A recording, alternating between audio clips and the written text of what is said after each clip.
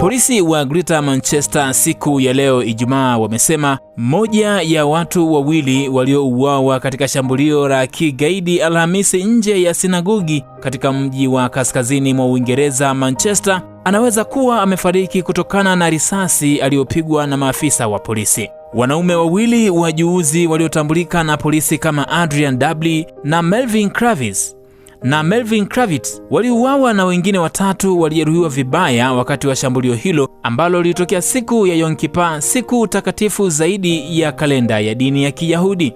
Mchunguzi wa maiti wa serikali aliwahi kuishauri polisi kwamba kwenye tathmini ya awali inaonekana mmoja wa waliokufa alipata jeraha linalolingana na risasi ya bunduki, alisema Stephen Whitson, kamishna mkuu wa polisi wa Greater Manchester katika taarifa ya Alhamisi.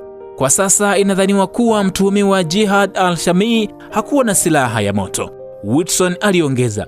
Hivyo basi, ikizingatiwa uchunguzi zaidi wa kisayansi, jeraha hili kwa bahati mbaya linaweza kuwa limepata kutokana na matokeo ya kusikitisha na yasiyotarajiwa ya hatua za haraka yaliyochukuliwa na maafisa wangu ili kuishia shambulio hili la kikatili. Hata hivyo, afisa huyo aliongeza kuwa tumeambiwa na wataalamu wa afya kwamba mmoja wa waathirika watatu ambao kwa sasa wanapatiwa matibabu hospitalini pia amepata jeraha la risasi ambalo kwa bahati nzuri halina tishio la maisha, Whitson aliongeza. Maafisa wa polisi walipiga risasi na kuua mtuhumiwa ambaye wachunguzi walidhani ni Jihad al-Shami, raia wa Uingereza mwenye asili ya Syria, ambaye baada ya shambulio la gari na kujeruhiwa kwa visu lilitokea nje ya Heaton Park Hebrew Congregation Synagogue Alhamisi asubuhi. Maafisa walitaka simu kwenda sinagogi karibu saa 3:30 asubuhi saa ya Marekani, saa 3:30 asubuhi kwa saa za eneo, na mwananchi mmoja ambaye alisema alikuwa ameona gari likielekea kwa wananchi.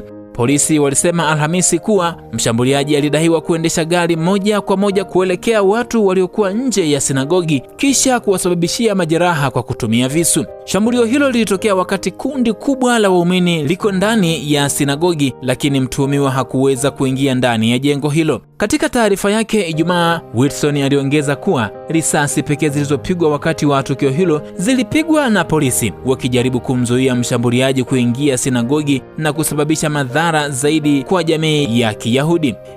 Hii ni Flow Updates.